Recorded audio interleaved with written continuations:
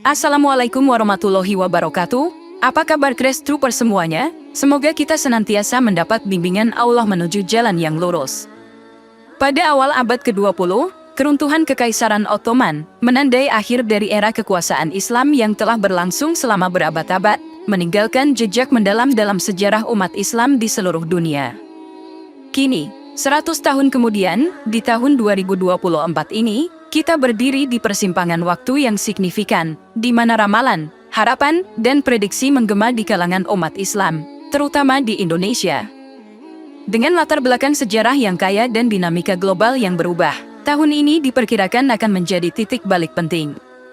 Tapi, apa sebenarnya yang diharapkan dan diprediksi oleh umat Islam untuk tahun 2024? Dan bagaimana hal ini akan membentuk masa depan Indonesia? Mari kita selami kisah ini, menjelajahi lapisan-lapisan sejarah, kepercayaan, dan harapan yang akan mengungkap jawaban atas pertanyaan-pertanyaan penting ini.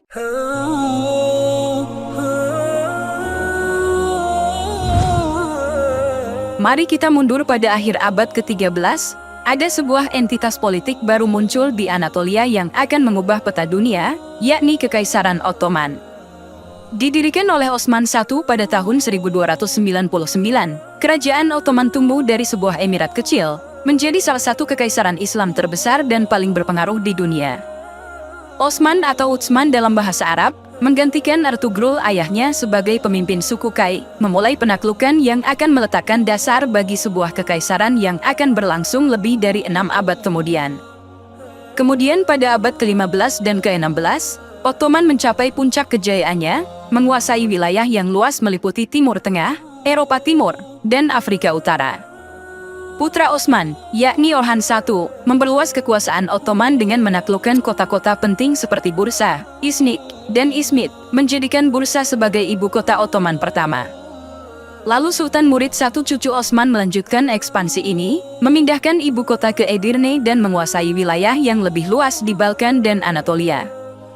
Masa keemasan Ottoman terjadi di bawah kepemimpinan Mehmed II, atau Muhammad Al-Fatih, yang terkenal dengan penaklukannya atas Konstantinopel pada tahun 1453, mengakhiri era Bizantium, dan memulai dominasi Ottoman di Eropa Tengah dan wilayah Arab. Kemudian Selim I dan Sulaiman I, atau Sulaiman yang Agung, melanjutkan tradisi ini, memperluas kekaisaran hingga mencakup Mesir, Hijaz, dan sebagian besar Timur Tengah, Afrika Utara, serta Laut Tengah, menjadikan Ottoman sebagai pemimpin dunia Muslim.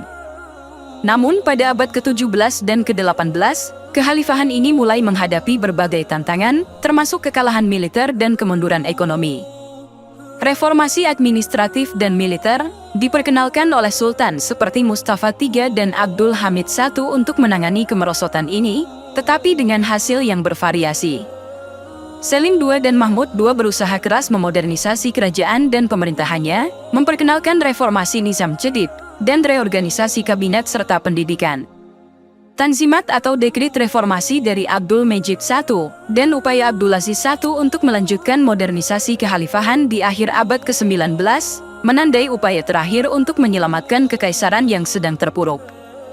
Namun, kekaisaran ini akhirnya tidak dapat bertahan melawan gelombang nasionalisme dan konflik yang berkembang di Eropa dan Timur Tengah, yang mengarah pada keruntuhannya setelah Perang Dunia I.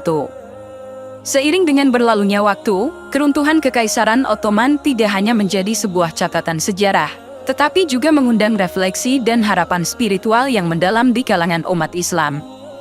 Bagi banyak Muslim, khususnya di Indonesia, tahun 2024 tidak hanya menandai 100 tahun sejak berakhirnya kekaisaran ini, tetapi juga membangkitkan harapan akan kebangkitan dan pembaruan, terkait harapan tentang kemunculan Imam Mahdi. Dalam konteks Islam, kemunculan Imam Mahdi di akhir zaman merupakan salah satu dari tanda kubro, atau tanda-tanda besar yang menunjukkan kedekatan kiamat. Imam Mahdi yang diperkirakan akan muncul di akhir zaman, dipercaya akan menguatkan agama Islam dan menyebarkan keadilan di seluruh dunia. Keyakinan ini berakar pada hadits Rasulullah yang menggambarkan Imam Mahdi sebagai keturunan beliau sendiri, yang akan memimpin dan menguasai Arab dan kemudian juga non-Arab. Nama Imam Mahdi akan sama dengan nama Rasulullah, yaitu Muhammad, dan nama ayahnya juga sama dengan nama ayah Rasulullah, yaitu Abdullah. Imam Mahdi juga berasal dari keturunan Fatimah putri Nabi Muhammad. Zaman kepemimpinannya yang akan berlangsung selama 7 hingga 9 tahun akan dicirikan oleh keadilan dan kemakmuran yang belum pernah dialami sebelumnya. Harta akan melimpah, tanaman akan tumbuh subur, dan binatang ternak akan bertambah banyak, merefleksikan periode kesejahteraan yang luar biasa. Memang, lokasi dan waktu kemunculan Imam Mahdi tidak diketahui secara pasti, tetapi berdasarkan beberapa riwayat, dipercaya bahwa beliau akan muncul dari arah timur Jazirah Arab. Kemunculan Imam Mahdi ini telah mengundang refleksi dan antisipasi yang mendalam di kalangan umat Islam, termasuk di Indonesia, karena merupakan daerah yang berada di sebelah timur Jazirah Arab.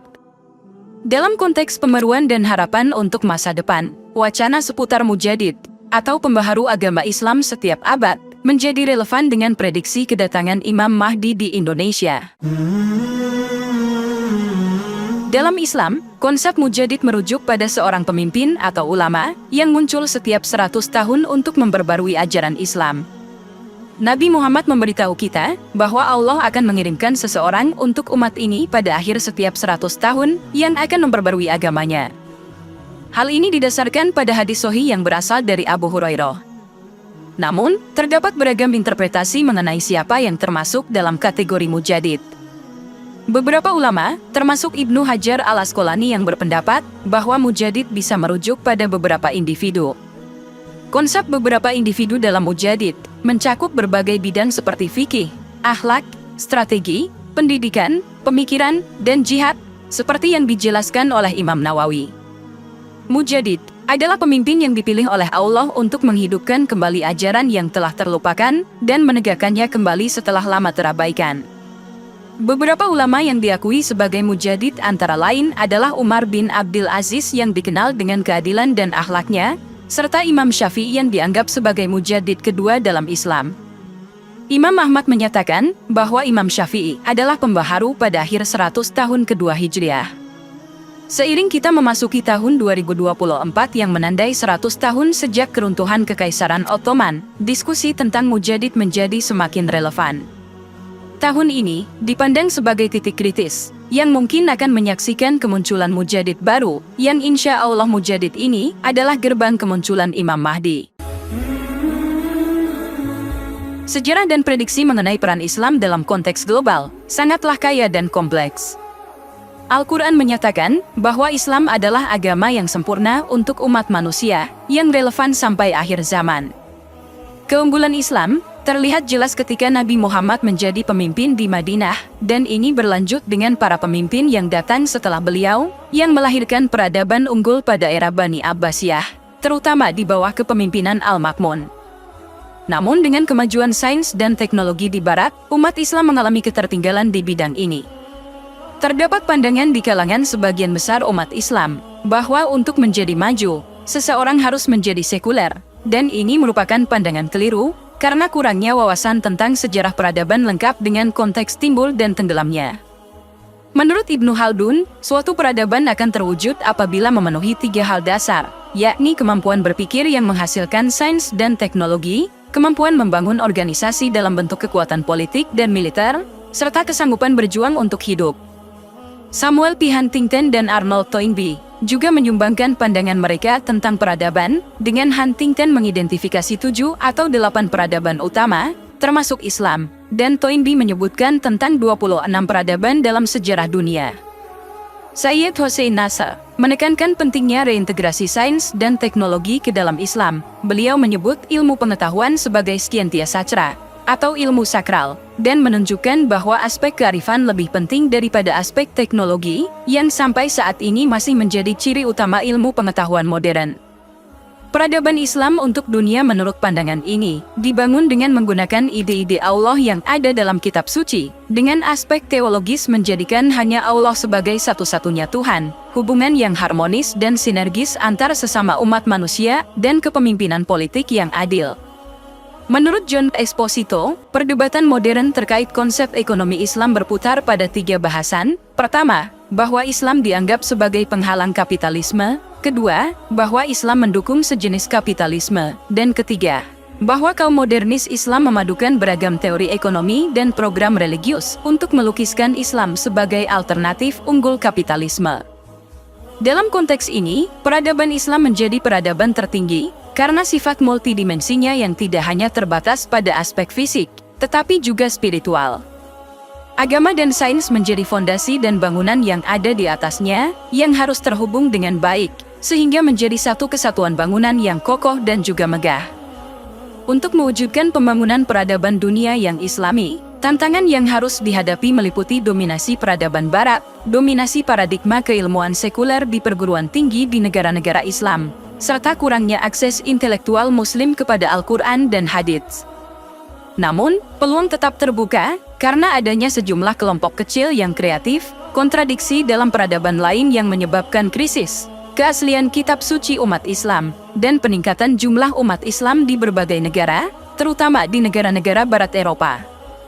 Ditambah lagi, prediksi ini sudah ada dalam Al-Quran. Dalam konteks Islam dan prediksi tentang masa depannya, Surah Asy-Syaff ayat 9 memberikan pandangan penting.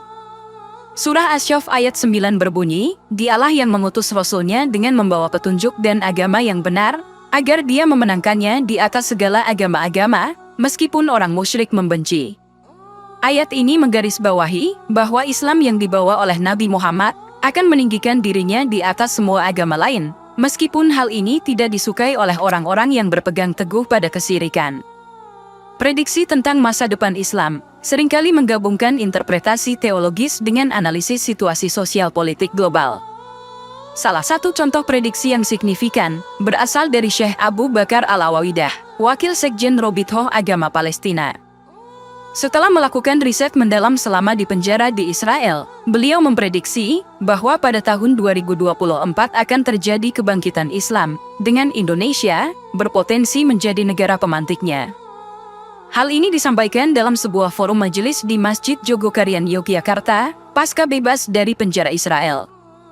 Menurut Syekh Abu Bakar Al-Awawidah, Allah memilih untuk menjalankan agamanya kepada siapa saja yang dipilih di antara hamba-hambanya dan menggenapkan untuk mereka syarat-syaratnya. Beliau menekankan bahwa pada masa lalu, ketika para penguasa menyimpang dari ajaran Islam, Allah mencabut amanah tersebut dari mereka. Beliau menjelaskan bagaimana Allah memindahkan amanah kepemimpinan Islam dari satu bangsa ke bangsa lain, dari Arab, Persia, Kurdi, hingga bangsa Turki. Syekh Abu Bakar Al-Awawidah mengemukakan bahwa bangsa Indonesia, sebagai salah satu bangsa besar yang menerima Islam, belum pernah ditunjuk oleh Allah untuk memimpin peradaban Islam. Namun dengan merujuk pada sabda Rasulullah bahwa pembawa kejadian akhir zaman akan datang dari arah timur dengan bendera-bendera hitam, beliau berharap bahwa bangsa Indonesia mungkin adalah bangsa yang dimaksud. Beliau juga menekankan pentingnya kaum muslimin di Indonesia untuk memenuhi syarat-syarat tersebut, agar layak ditunjuk oleh Allah memimpin peradaban Islam. Kesimpulan dari prediksi ini adalah bahwa masa depan Islam mungkin akan melihat perubahan signifikan, dengan bangsa Indonesia berpotensi memainkan peran kunci. Ini mencerminkan harapan tentang kebangkitan spiritual dan kekuatan sosial umat Islam di era modern, terutama dalam konteks meningkatnya jumlah umat Islam di Indonesia dan potensi pengaruh global mereka. Semoga dapat bermanfaat untuk kita semua. Wallahu a'lam bishawab. Wassalamualaikum warahmatullahi wabarakatuh.